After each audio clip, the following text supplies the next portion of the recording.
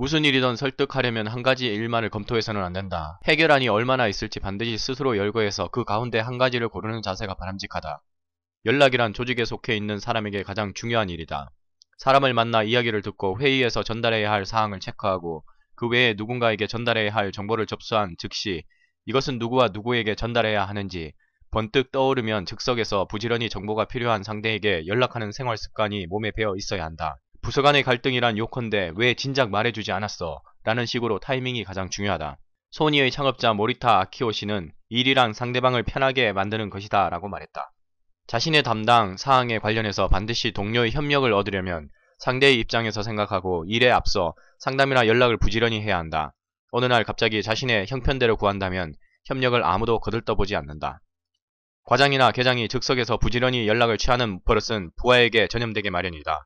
늘 부지런히 과장이나 계장으로부터 연락이 날아와서 자신들도 그 흐름을 타고 기민하게 움직이며 연락을 전하지 않으면 안되기 때문이다. 연락이 늦어지면 그때마다 주의를 받는 게 싫어서라도 중대한 사태에 직면해서 기밀하게 연락을 취하는 습관이 정착된다. 연락의 본래 취지는 정면에서 마주보며 하는 것이다. 가장 좋은 방법은 서로 얼굴을 마주보면서 이야기하는 형태다. 부하에게 설명은 늘 간결 명확했으며 짧은 시간 동안의 설명인데도 부하는 방침에 대해 우왕좌왕하는 일이 적었다. 중간 관리자란 존재는 아무리 바쁘더라도 상대방에게 절대로 바쁘게 보여서는 안 된다는 점이다. 늘 태연, 자약하고 전혀 서두르지 않는 태도로 여유만만한 모습을 보여줄 필요가 있다. 상대의 비위를 맞추는 듯한 뉘앙스로 표현하는 것은 금물이고 안된다면 안돼 라고 분명히 말해야 한다. 주의를 받았다고 회사를 그만두는 부하라면 중간 관리자가 야단친 것과는 상관없이 언젠가 회사를 그만둘 사람이다. 상사가 평소 일상 업무 가운데 칭찬과 주의를 주는 일이 중요하다. 부하를 위로해주고 스스로 문제점을 생각하게 만들어서 적극적인 자세로 다시 일어설 수 있게 도와주는 일이 중간 관리자의 중요한 임무이다. 남의 탓으로 돌리는 자세만큼 인간의 성장을 가로막는 장애물은 없다.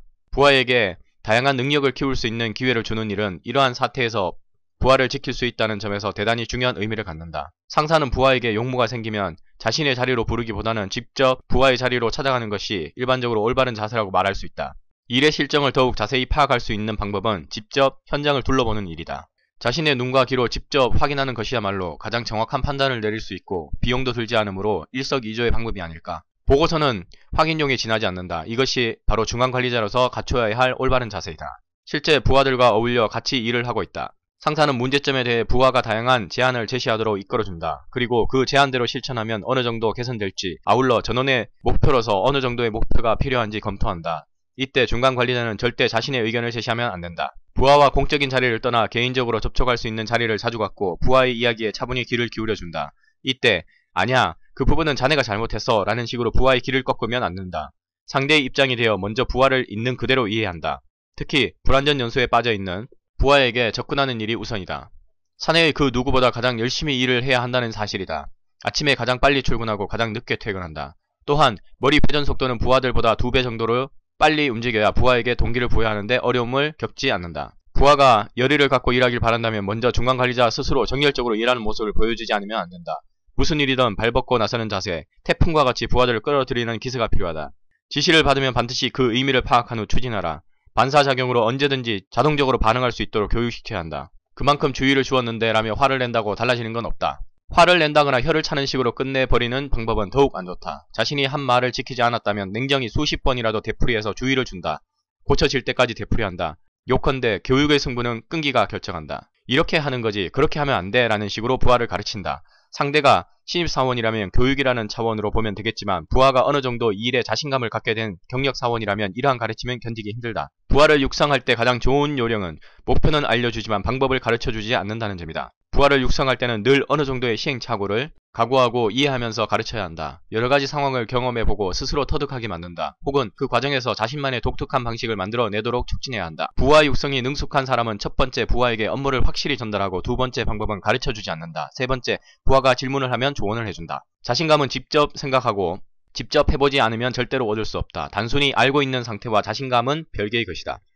자신의 능력을 키우기 위해서는 평소 경험해보지 못했던 분야와 지금까지 생각하지 못했던 높은 목표를 공략해야 한다. 신입사원뿐만 아니라 모든 부하를 육성하는 데 있어서 가장 필요한 요소는 끈기이다. 급한 성미는 금물이다. 회사란 결점투성이인 불완전한 사람들이 모인 집단이다. 서로 힘을 합해 결점을 감추고 보완해주며 조금이라도 누군가를 위해 도움이 될 수 있도록 어떻게든 좋은 제품과 서비스를 세상에 보급하는 장소이다. 화를 내는 자세는 바람직하지 않다. 성질을 내면 자신의 위만 나빠질 뿐이다. 첫 번째, 먼저 끊임없이 미경험 분야의 문제에 부딪히고, 두 번째, 이를 회피하지 않고 정면으로 부딪혀서, 세 번째, 어떻게든 이것을 달성하거나 사태를 극복한 후, 네 번째, 이에 따른 달성의 기쁨과 함께 자신감이 높아져서, 다섯 번째, 한 단계 높은 미경험 문제에 부딪혀간다. 새로운 지위의 제의를 받았을 때 절대 뒷공무니를 빼지 말고 흔쾌히 승낙하는 일이다. 외부 파견, 분야가 다른 부서로의 이동, 지금보다 낮은 지위로 가게 되는 상황에 놓이더라도 마찬가지다. 자신에게 가능한 한 무거운 짐을 지운다. 무거운 짐을 지우게 되면 필연적으로 미경험 과제에 부딪히게 되어 이것이 결국 자기 혁신의 길로 이어진다. 객관적으로 매너리즘에 빠진 상태를 보면 중간 관리자가 스스로 가벼운 짐만 짊어지려는 안일한 자세를 보이는 경우가 많다. 목표를 완벽하게 달성할 수 있다는 것은 사실은 알고 보면 목표 설정이 낮은 경우가 많다. 이것은 자신의 성장에 이로운 것이 하나도 없다. 중간 관리자란 다른 사람의 능력을 활용하는 일을 전문으로 하는 사람이다. 자신의 능력으로 할 수 없다면 적당한 사람을 찾아 부족한 부분을 지원받는 식으로 확실히 대처해야 할 의무와 책임이 있다. 자신의 건강을 유지하는 능력, 이것도 중간 관리자의 자격 가운데 한 가지가 아닐까